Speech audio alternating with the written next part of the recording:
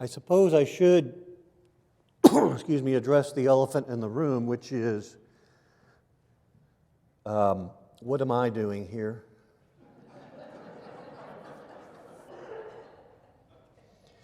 I started writing a book, I've decided,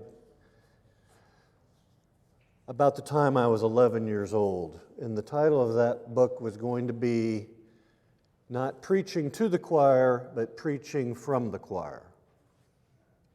A lot of my friends here will know that I grew up as a Pentecostal preacher's kid, and Mom and Dad are watching. Hi, Mom, Dad. And one time, not a few years ago, I sat down and tried to calculate how many sermons I might have heard. Not only did I grow up in church and listening to my dad's preaching and all the visiting preachers and evangelists, and then I went to a Bible college for a while where you didn't only go to church on Sundays, but you had chapel every day, except Saturday. And then I transferred to this Evangel University where they also had chapel every day. And they had a new guest preacher every day, and attendance was mandatory. So I've heard lots and lots and lots of preachers. And so in the back of my head, I've been taking notes, not all of them positive. But I always thought, if I ever have a chance to stand up there, I will tell them what I think. And so for the past year and a half, I've actually been serving as a pastor. Been serving as an interim co-pastor at Salem United Church of Christ in Alleman, which is, I had to learn, between Ankeny and Ames. A wonderful, more rural farm community with a long history, families that go back 3 or more generations, but absolutely loving, lovable people. And they've been a blessing to us. But one of the occupational hazards that I did not know about for preachers is at some point you get tired of hearing yourself talk. And it's been already, in just a year and a half, more than one occasion, I've woken up and said, realizing, please, not you again.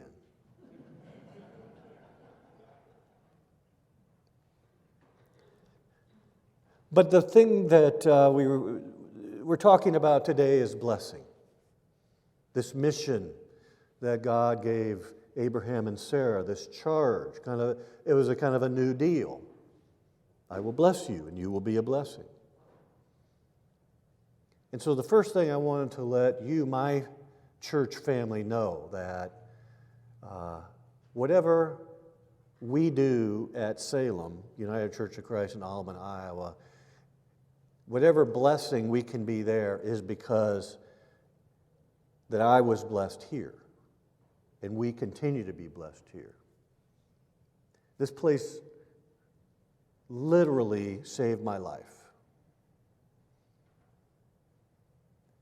And I was thinking today, it's getting close to 20 years since I first stumbled in the doors,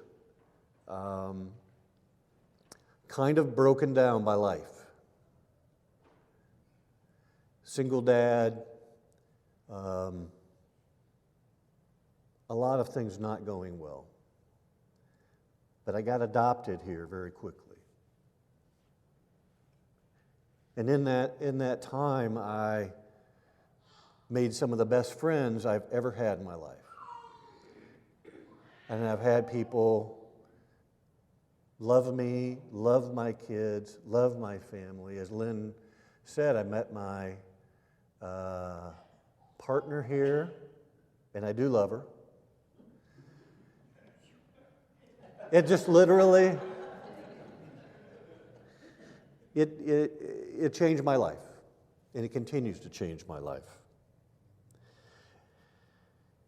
And I think as I think about that and I see the people here and I know what some of you have been through and the lives you've had, I know that we are all here, whether I know you or not yet, as kind of a testimony, a living testimony to the work of this church, which itself is kind of an extension of this kind of a cosmic economy, I will call it,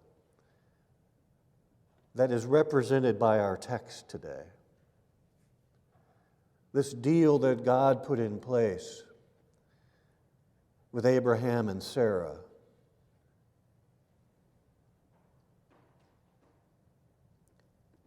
And so this text gives us this introduction to Abraham. Now, Jewish legend, there are some wonderful traditions around Abraham and Sarah.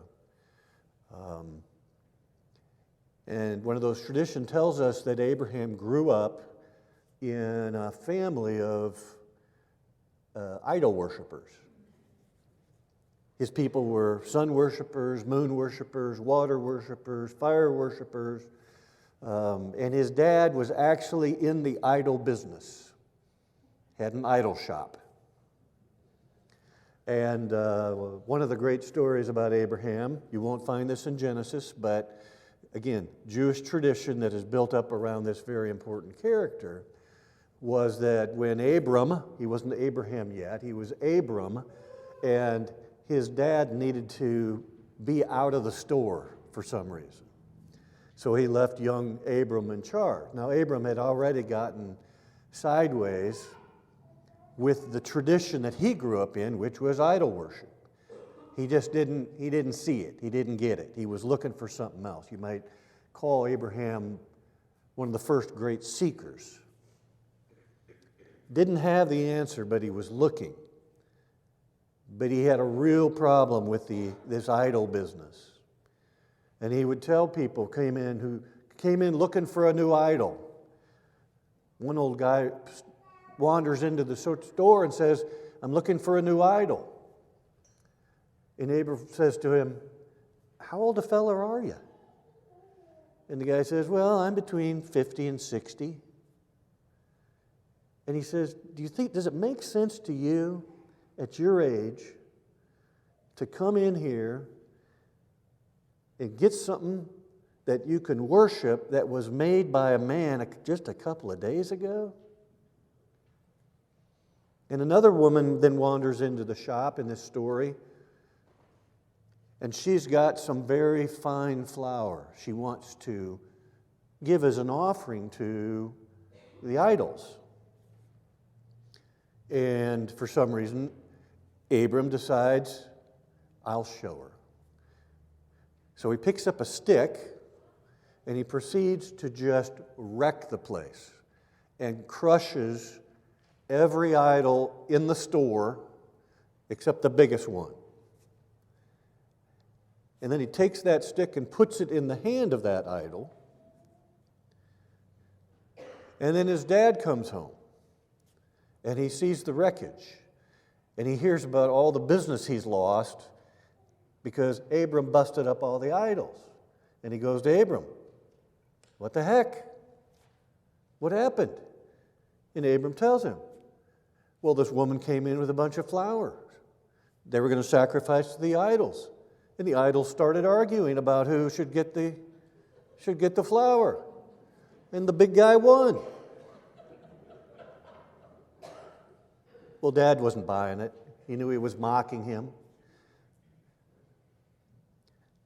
But I like that idea of Abraham in his background being somebody who was battling, even at an intellectual level, that this just doesn't make sense.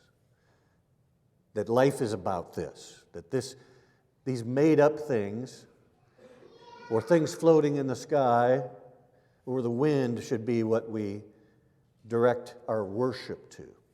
That this is the point of life. And so in this story, God in this chapter kind of comes out of nowhere. We get a little background on Abraham, but God comes out of nowhere and says to Abraham and Sarah, I want you to go. And he doesn't really say where, he just says, to a place I'm going to show you. You'll just have to trust me. But I want you to go, and I will bless you. And I will bless you so much that your name will become great. But then the key part, which we've already referenced today in our liturgy, is that he says, I will make your name great so that you can bless and your family can be a blessing to the world. That's the new economy. It's not worshiping a thing so you can feel good.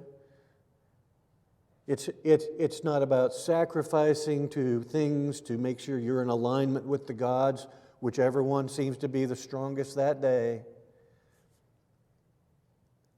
But God said, I will bless you, and I will bless your family, and you will be the father of nations for this purpose, so that you can be a blessing. And through you and your family, the world will be blessed. We talk in just our everyday language about blessing. We say, bless you. We might have even said that while we were passing the peace, and we mean it. But what do we mean? Now, a blessing can be words. There are some beautiful blessings in the Bible. And in fact, I'm told that in Genesis, there's this idea of blessing, this old Hebrew word barak, it's there almost 100 times, just in Genesis. But what does it mean? Does it mean just a good, firm handshake and look somebody in the eye and say, I wish you well? I hope things work out. Bless you. But it actually means something more. It actually is, it's substantial to bless someone. It really means to invoke into another life force, health, flourishing, growth, abundance, prosperity. And so as we read in the Old Testament, blessings were often more than just a nice thing you said to somebody. Children would fight for their father's blessing. They would cheat each other for their father's blessing. They would fight to get that, not just those words, but that thing put upon them that would, to their mind, set them up for life.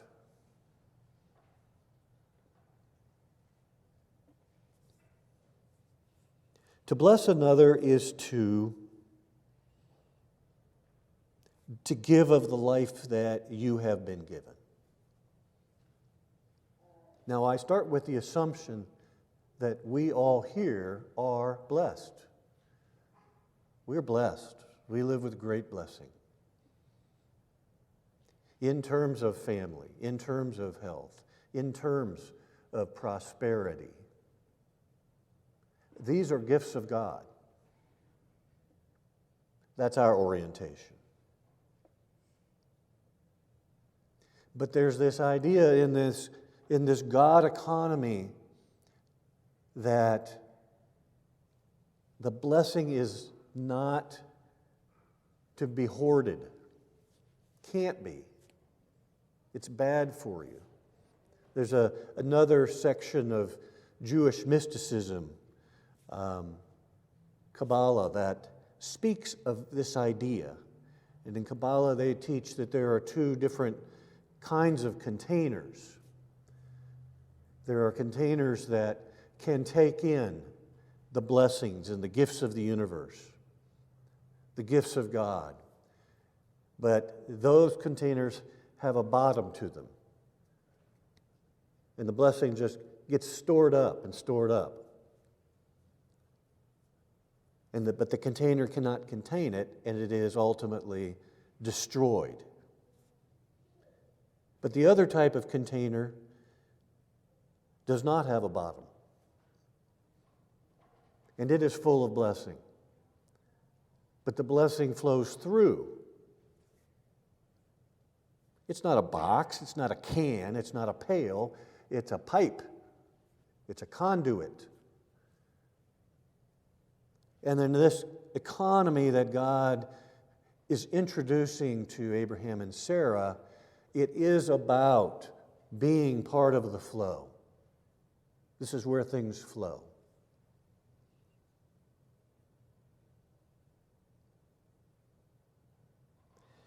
There is this sense of life-giving that we experience as being blessed, and then we pass it on as life-giving, that I think defines the character of this church, of Heartland, of my friends and family here, for me. That the moment I came in here, I felt that life force. I felt that spiritual health. I felt that people were pulling for me. I felt that they were willing to do and give and listen and be present with me in the brokenness in which I found myself. And they continue to do so to this day. And so my question is, why isn't that our rule for living? I think it's already happening. But if we're looking for a way to define ourselves or to think about how we want to move forward, if we're thinking about how we'd like to shape Heartland's future, what is it we're about? It may sound kind of abstract, but it's a good place to start. Are we giving life? Are the people around us flourishing?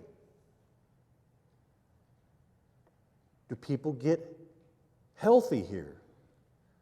Do people who come here feel loved, seen, heard? Do they want to plant themselves? And are they seeing by our example what it means to pass it on? To bless people, to bless each other, to bless the people in our community.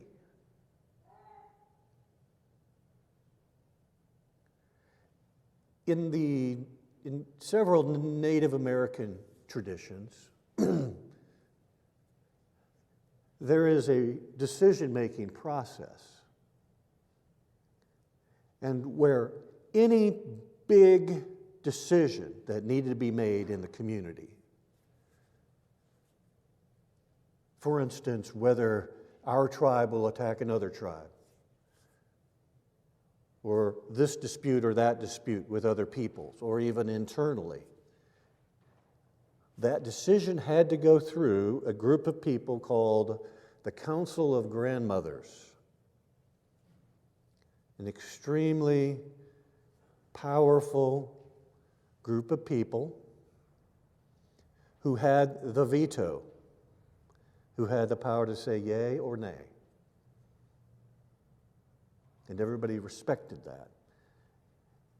And the Council of Grandmothers had a very clear process.